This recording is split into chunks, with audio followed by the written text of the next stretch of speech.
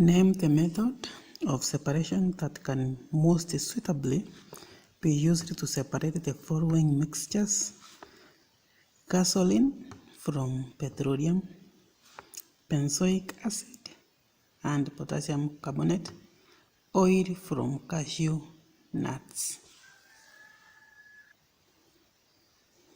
So gasoline from petroleum, we use fractional distillation because these are two liquids with different boiling points, so we use fractional distillation. Benzoic acid is a supplement, it sublimes when heated, therefore to separate it from potassium carbonate we use sublimation method.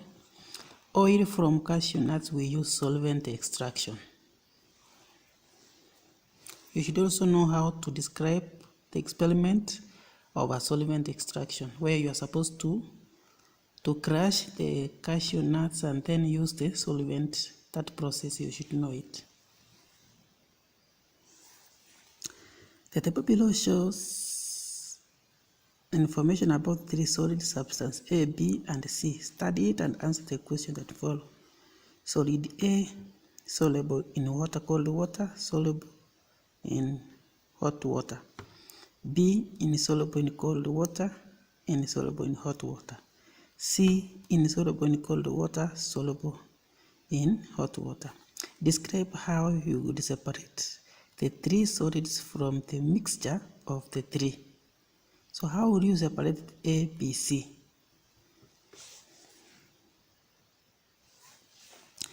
Place the mixture in a beaker with hot water and stir. Filter the mixture while hot to obtain B as a residue. Let the mixture containing A and C now cool. Solid C will be deposited because it is insoluble in cold water. Filter again to obtain C as a residue. Yes. Evaporate the filtrate to dryness to obtain solid A. Study the diagram below shows a setup that can be used to prepare and collect oxygen gas. Study it and answer the question that follow. The question is, identify two mistakes from the diagram which must be corrected for one to collect dry oxygen gas. So what are the mistakes in this experiment? This one is okay, hydrogen peroxide is okay. Now we have this one is supposed to be a conical flask, is okay. Now one mistake that is here is this delivery tube, this one should not be inside this concentrated solution. Hii tube lazima ifike hapa, inafaa kufika hapa. Hii haifai kuwa hapa ndani, inafaa ifike hapa. Ndio hii gas ikifika hapa ndani, ikitoka hapa itoke ikiwa dry, ndio ingia hapa. Another mistake yenye imefanyika, amedry the oxygen gas tena anaipitisha ndani ya maji, so it was useless drying it. So the method of gas collection should not be this over water, yet you want it dry.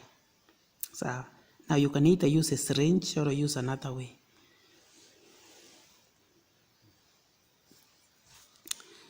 The delivery tube in the conical flask containing concentrated sulfuric acid should not be dipped into the acid. That's mistake number one, which should be corrected. And mistake number two, which would be corrected for us to correct dry oxygen.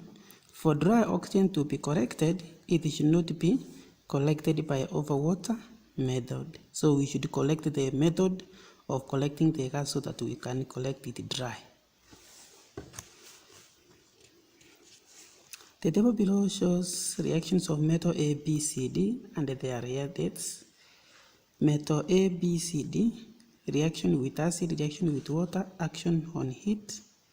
So this A reacts with acid to produce hydrogen, no reaction with water, oxide formed. B, no reaction, metal formed. Hydrogen formed oxide.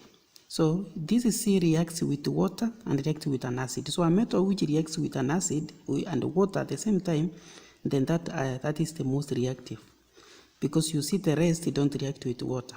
So C is the most reactive. Arrange the metals in order of decreasing reactivity, starting with the most reactive. So the most reactive is going to be C kwa sababu ina react na both water and the acid. Ile ambayo ina react with the acid and no water, that will be the second. So yenye ina react na acid but no water, that will be the second most reactive.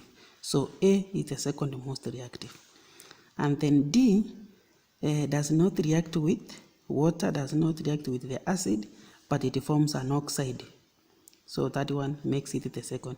But this B does not react with the acid, does not react with it, forms a metal. Remember, when action of heat on nitrates, those metals that forms the respective metal, they are the most, what is the end of the reaction, the activity series. For example, silver and the mercury. Kwa hivyo, this one could be mercury or silver. So, therefore, this one is the correct order of reactivity.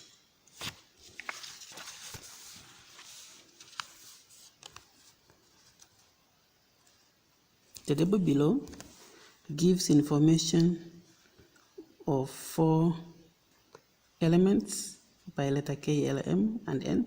Study and answer the question that for the letters do not represent the actual symbol of element.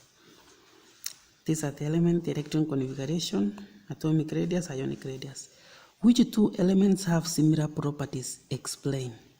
Kwa hivyo ukiangalia hapa, for the elements to have the similar, unaangalia which the elements within the same group or the same period, those one will give us the similarity.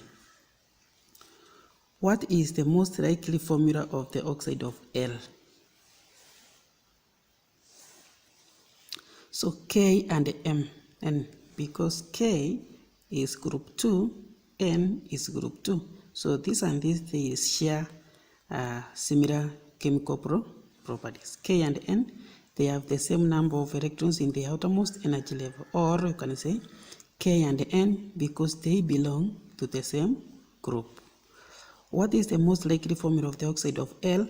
L is chlorine, you can see. So chlorine takes the valence. Tunajua chlorine, the valence is 1. Sawa? Lakini wakati ina react, inachukua 7 as the valence electrons. Therefore it will form L2 oxygen. So this is 2, this is 7 here, and this is 2. So it in interchange. So it forms L2O7, or you can write it chlorine like this.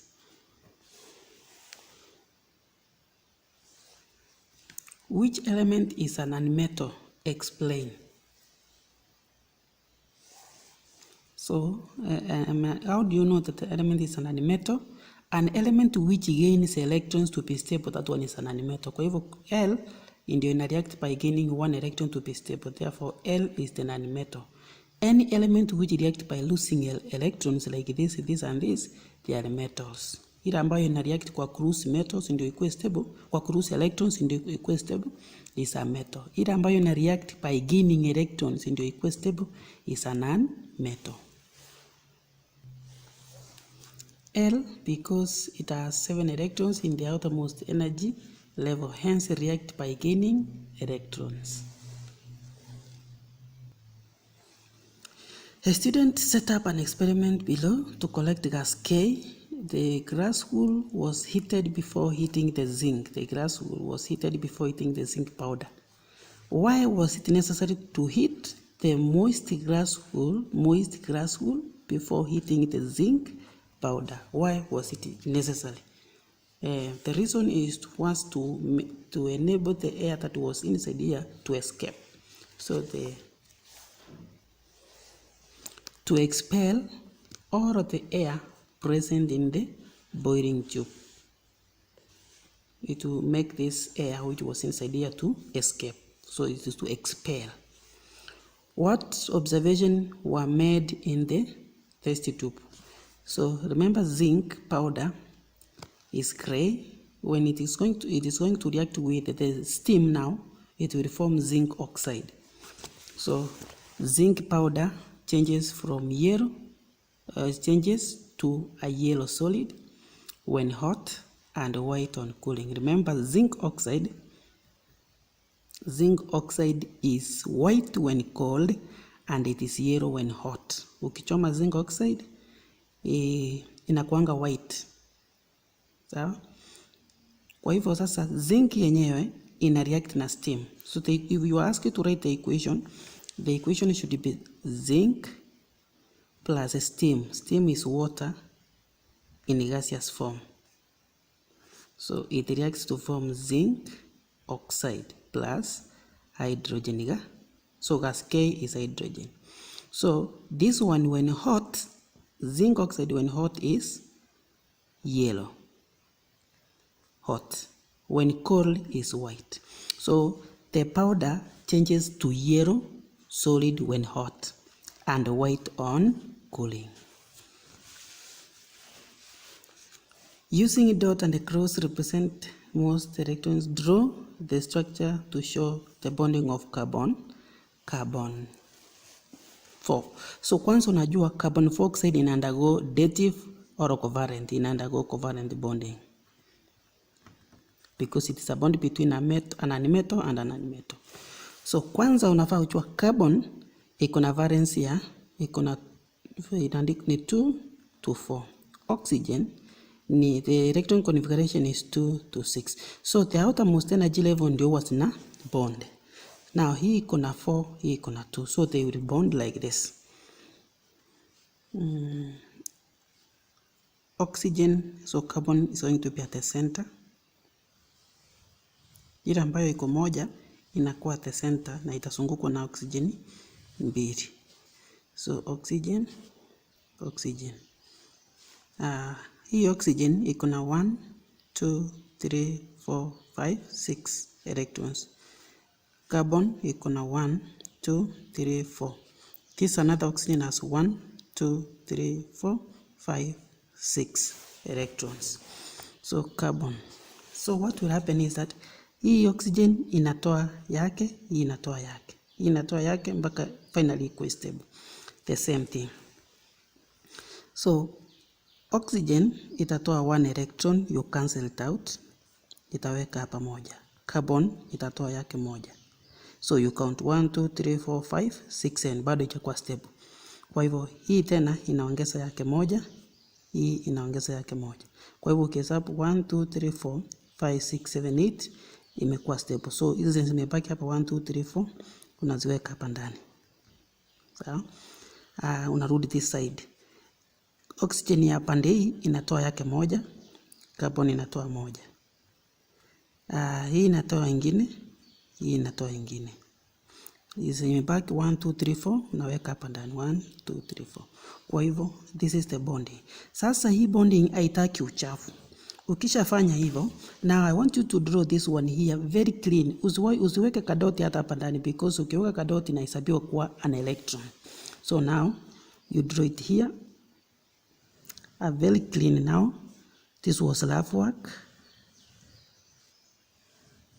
Like this. Oxygen,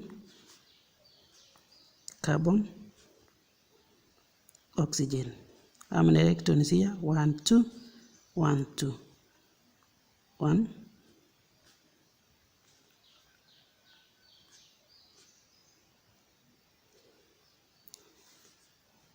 1, 2, 1, 2. And this is the correct. So ukisha chafua pande una cross and then you use this one as the correct one. Suppose ulikuwa umeambiwa uchole ammonium ion or hydroxonium ion. This one is undergo dative. Sawa? Ukiona ikiwa positive inamaanisha there is one hydrogen here which is empty. Hapa there is one hydrogen which is empty. Sawa? So how do you draw hydroxonium or ammonium ion? It's simple. Ammonium ion N itakuwa katikati. Sawa? Hiyo N nitrogen itazungukwa na 4 hydrogens. 1, 2, 3, 4 hydrogen.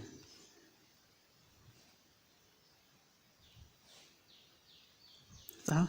Lakini kati ya hizi 4 hydrogen, 1 is empty. Iko empty kabisa. So ile yenye iko empty, wacha nichukue hii iko empty yeyote. Kwa hivyo ile yenye iko empty unaiwekea positive. Inamaanisha haina chochote. Lakini hizi zingine ziko na 1 electron. So it has 1 electron. It has 1 electron. It has 1 electron. So nitrogen ni 2 to 5. So iko na 5 electrons. So itatoa yake. Si hydrogen imetoa yake. Hii pia nitrogen itatoa yake moja. Itatoa yake moja, itatoa yake moja. Nitrogen itakuwa imebakisha ngapi? Itakuwa imebakisha hapa 2. So zile 2 ambazo zimebaki hapa itazipeana zote kwa hii hydrogen ambayo iko empty.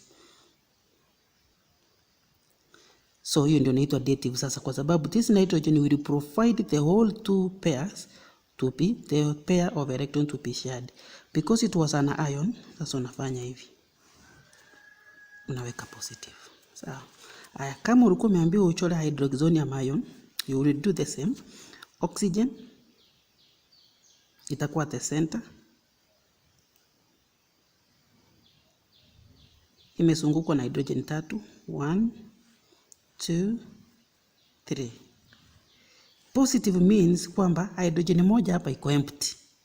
Ukiona 2 hydrogen inamaanisha 2 hydrogen are empty. So let me use this one to be empty. Nikiweka positive inamaanisha iko empty. Lakini hii nyingine hizi mbili ziko na moja, iko na 1 electron. So hii oxygen iko na 2 to 6. So oxygen iko na electron 6 outside, ndio inakuwa shared hapa. Kwa hivyo hydrogen hii itatoa yake moja. Hii itatoa yake moja. Nimetumia X for hydrogen. Like, hii iko haina kitu. So hii inaenda kupewa na oxygen. So this one iko moja. Now oxygen iko na 6 electrons. So itapea moja hapa, ipea moja huku. Itakuwa imebaki na 4. 4 itatoa zake 2 zote iweke hii yenye iko empty. Hiyo sasa ndio inaitwa dative. And then itabakisha hapa 2. So ukihesabu 1 2 3 4 5 6 7 8, kila moja iko stable na unaweka namna hii, unaweka positive, utakuwa umemaliza. Sulfur is extracted from underground deposit by a process in which 3 concentric pipes are sunk down into the deposit as shown below. So this is the diagram. Name the process represented above. This one is the flash process. What is passed through down pipe J? So pipe J is this one, the innermost. Ni nini inawekwa kwa innermost? Hii ni outermost. Halafu kuna hii yenye inatoa. So hapa the inner J, what enters here is the hot compressed air at 15 atmospheres. The process is the flash process. You should know, if this is the compressed air, the superheated water gets from this, the outermost. Ni superheated water ndio inaingia. Na ujue function of superheated is to melt the sulfur. So because this water is at a very high temperature. And then this inner here is the one that will bring out the molten sulfur. Name 2 allotropes of sulfur. We have rhombic, you can call it prismatic, or you can call it beta. We have another one, monoclinic, or octahedral, or alpha. You can choose any one name. Name the particles responsible for electrical conductivity in graphite. It is the delocalized electrons. In a solution, it is the mobile ions that are responsible. Study the diagram to answer the question that follows. This is carbon 4. This is charcoal. Gas Z. Identify gas Z. So carbon 4, when it passes through charcoal, charcoal is a reducing agent. So it will reduce carbon 4 to carbon 2. Gas Z is CO. So gas Z is carbon 2 oxide. Write the chemical equation for the reaction. It is carbon 4 plus carbon, which is a reducing agent. It reduces carbon 4 to carbon 2. State why the above experiment should be carried out in a fume chamber, because carbon 2 is very poisonous.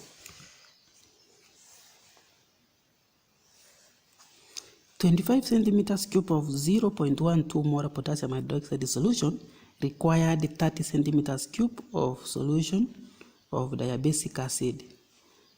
This for complete neutralization. The acid contained 3.15 grams per 500 centimeters cube. Calculate the molarity of the acid.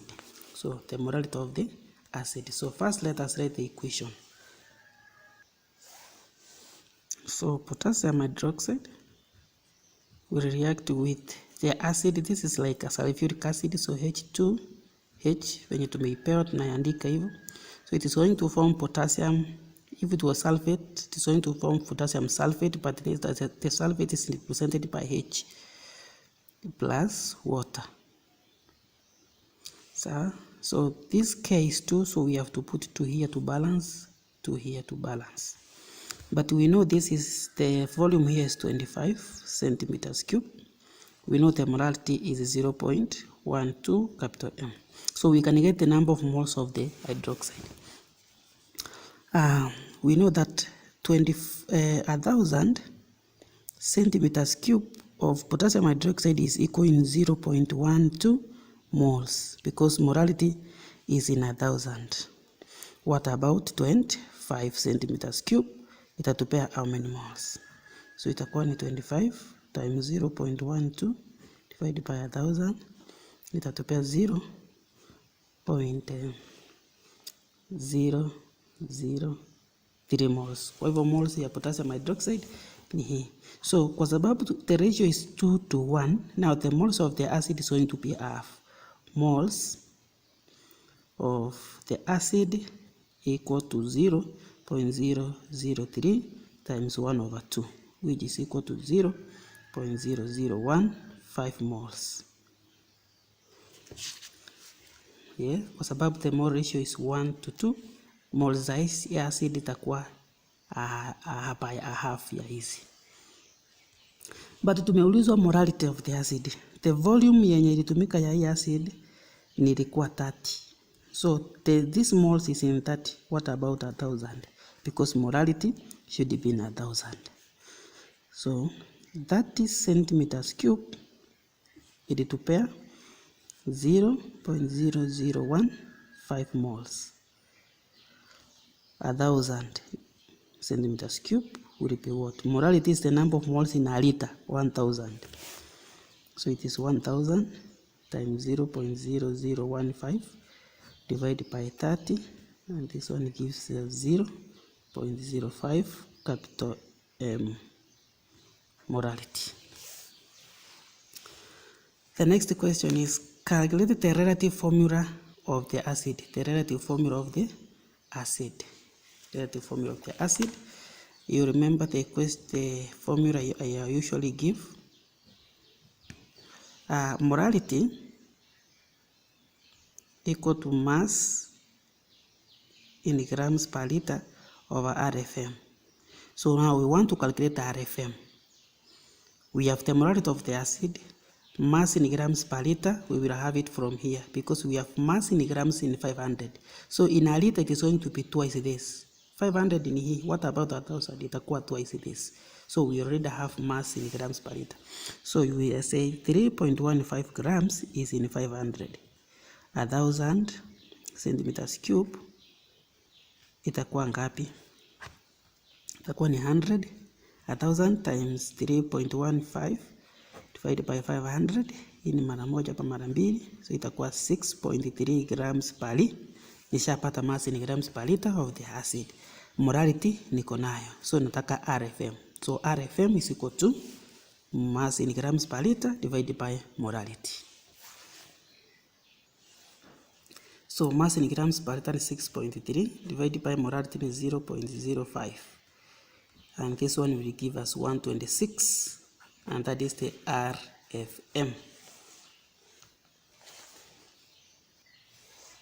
Explain how a sample of ethanol could be distinguished from a sample of ethanoic acid by a chemical test. How would you differentiate ethanol and ethanoic acid, an alcohol and an alkanoic acid? Put ethanol in a test tube and also ethanoic acid in another test tube. Add sodium carbonate to each of the test tube and note the observation. In the test tube with ethanoic acid, a loud effervescence is observed. Bubbles are formed and a colorless gas is produced. A loud effervescence is observed, while there is no effervescence in the test tube containing ethanol. So there will be effervescence in a test tube containing ethanoic acid when sodium carbonate is added, but there will be no effervescence when the sodium carbonate is added to a test tube containing ethanol. That's how you will differentiate that this one is ethanol and this one is ethanoic acid. Ethanoic acid will produce effervescence, but ethanoic acid will produce effervescence, ethanol will not produce effervescence. The flow chart below shows a question. This is ammonia, copper 2 oxide, gas A, liquid B.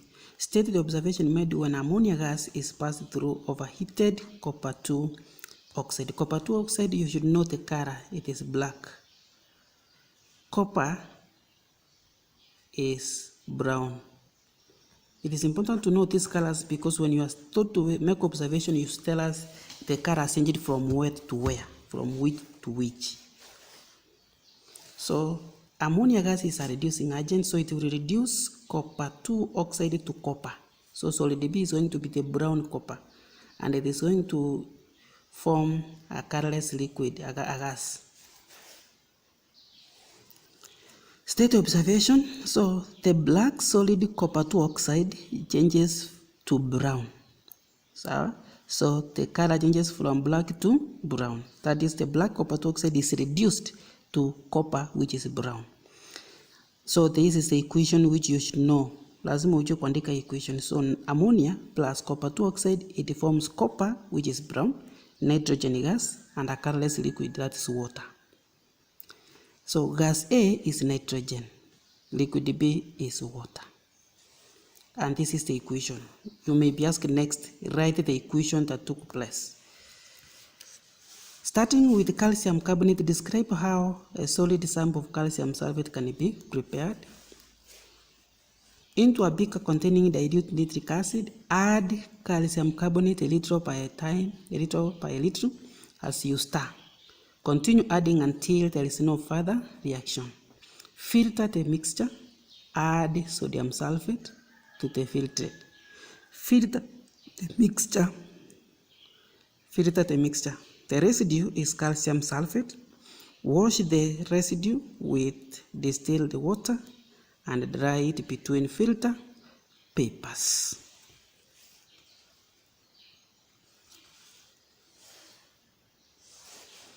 Gas G is prepared in a laboratory by adding concentrated sulfuric acid to a compound C. Gas G is denser than air and dissolves in water to form a solution which is strongly acidic. Name two gases that are likely to be G. Two gases that are likely to be G is hydrogen chloride gas or sulfur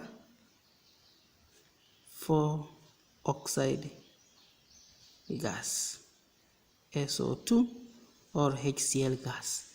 Kwa sababu HCl inakuwa formed when conc sulfuric acid ina react na rock salt. Rock salt ni sodium chloride. So sodium chloride with conc sulfuric acid, you get hydrogen chloride. Sulfur 4 oxide is formed when conc sulfuric acid react with copper metal. It forms, so here the solid that will react, so C for this one is copper. With conc sulfuric acid you get sulfur 4 oxide. These two gases are denser than air. They are collected by which method? Downward delivery method. Draw the diagram to show how gas G is collected. It is by downward delivery because it is denser than air.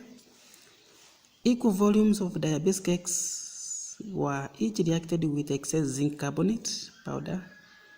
Then table below shows the volumes of gas produced. Gas X, gas Y. X ilitoa 20 centimeters, Y ikatoa. So it means this one is more, the acid is more reactive than this one. So acid Y is stronger than this one. Ndio maana ikatoa volume kubwa. Identify gas produced. When a carbonate reacts with an acid, it brings out, or it produces carbon dioxide gas.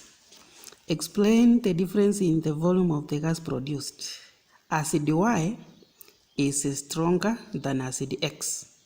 It produces more hydrogen ions which react with zinc carbonate, hence producing more carbon dioxide.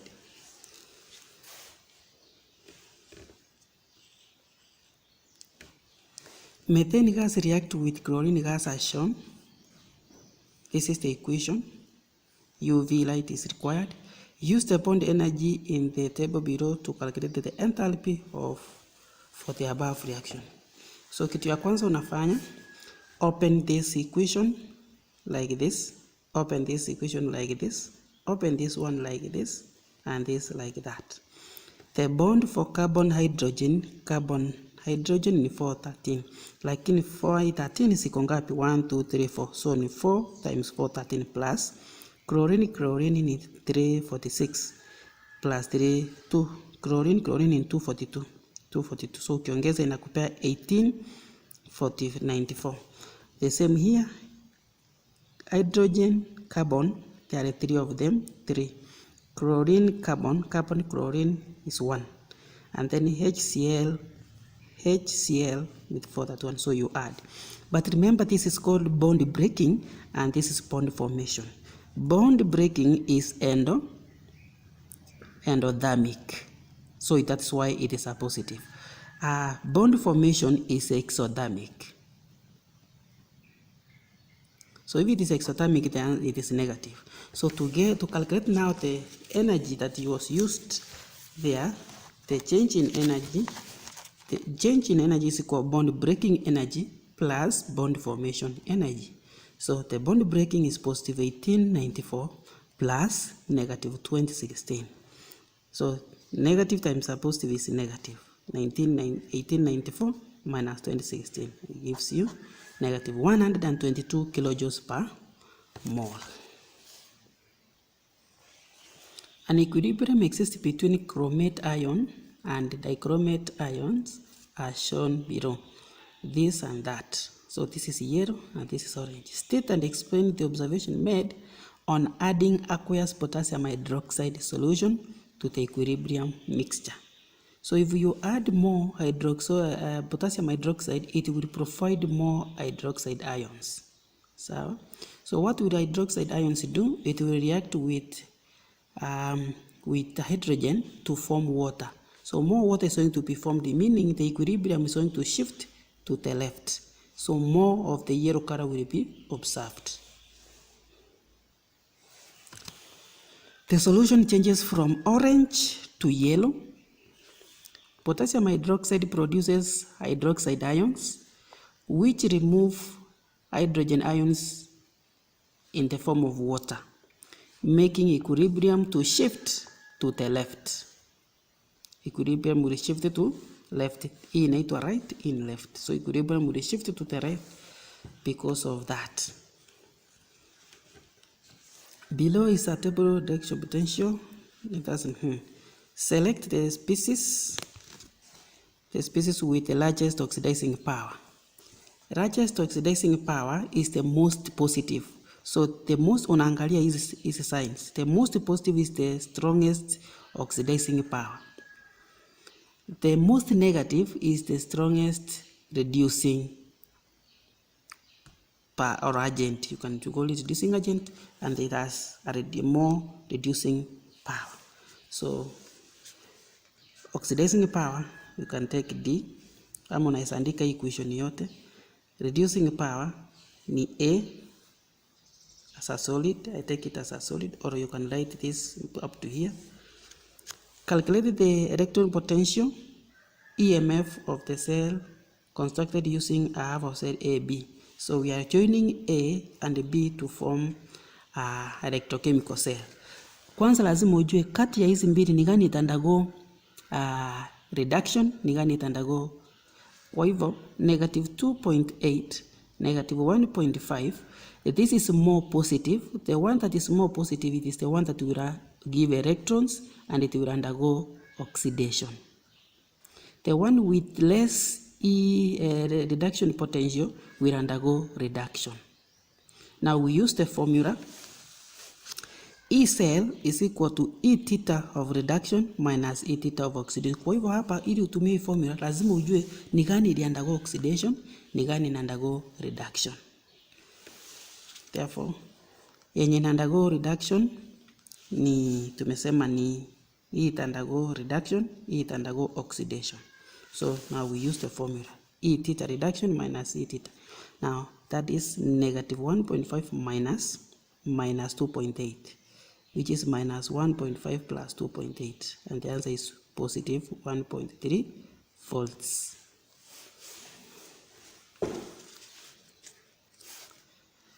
A polymer has the following structure. This is a polymer. A sample of this polymer is found to have a molecular mass of 5194. Determine the number of monomers of the polymer. For you to get the number of, first we have to get a monomer from this polymer.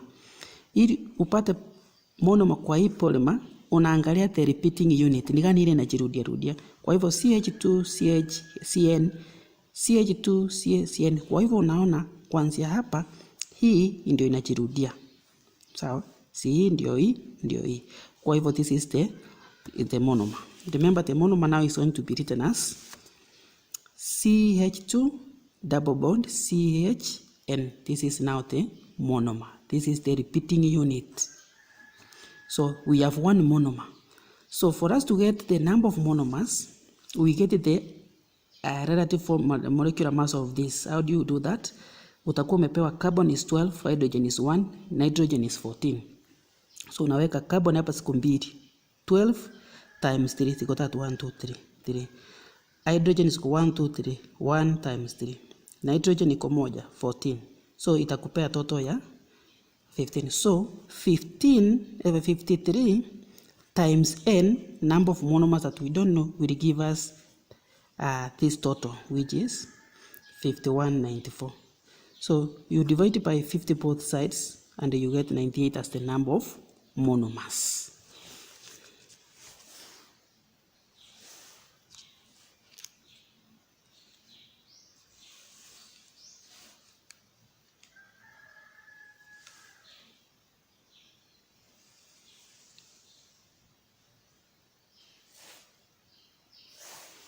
The diagram below shows the behavior of a radiation from a radioactive material in an electric field.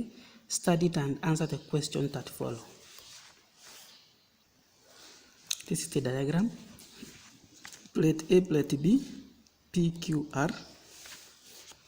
Identify the radiation PR. Identify the charge of plate A, plate B. Hapa unafaa ujue tuko na 3 particles inakuwa tunakuanga na alpha, tuko na beta na tuko na gamma inakuwa produced. But tunataka kujua ukiangalia diffraction to the plate, the diffraction here is very big, the diffraction here is small. So if the diffraction is small, unajua hiyo ni alpha particle. Alpha particle is heavier. Kwa hivyo diffraction inakuwa kidogo. Kwa hivyo definitely unajua hii ni alpha. Alpha particle is positively charged. If it is positively charged, ina imekuwa attracted towards this plate, inamaanisha hii plate is negative. Sawa? Kwa sababu alpha is positive, itakuwa deflected towards the negative.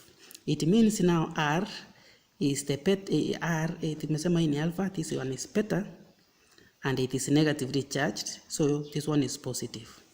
So that's how unachambua hiyo story.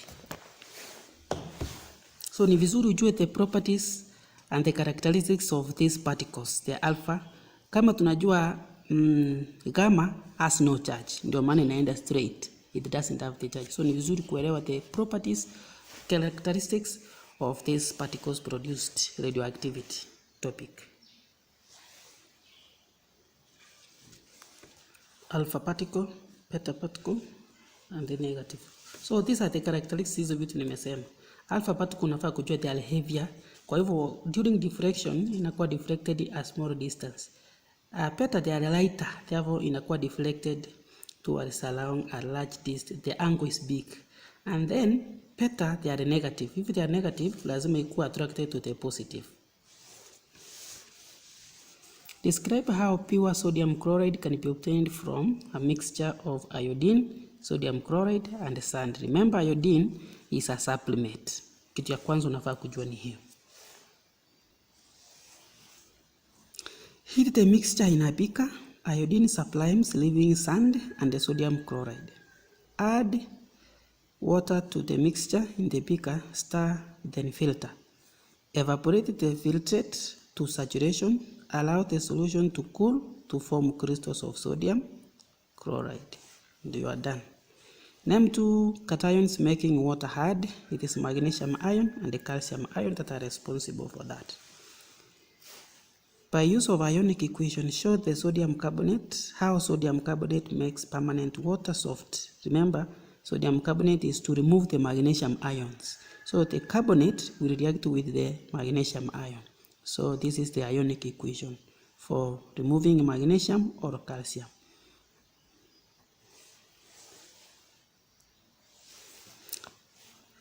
This is the table. What do you not deduce about the nature of solution R? Solution R has a pH of 1, then it is a strongly acidic. Which solution would react most vigorously with sodium hydrogen carbonate? That must be an acid R, solution R. Which solution is likely to be ammonia solution? Ammonia solution is a weak base. So a weak base here is T. Define the term solubility. Solubility is the maximum mass of a solute that is required to saturate 100 grams of water, if that was the solvent used, 100 grams of water at a particular temperature. Give 2 uses of solubility curves. Fractional crystallization, used to obtain a pure sample from a mixture of 2 soluble solutes in a solution. Describe a suitable test for sulfite. How can you test for sulfite ions? Add barium nitrate. You can use barium nitrate, barium chloride, or lead 2 nitrate solution into a test tube containing the sulfate ions, followed by dilute nitric acid or HCl. If a white PPT is formed which dissolves in the acid, then the sulfite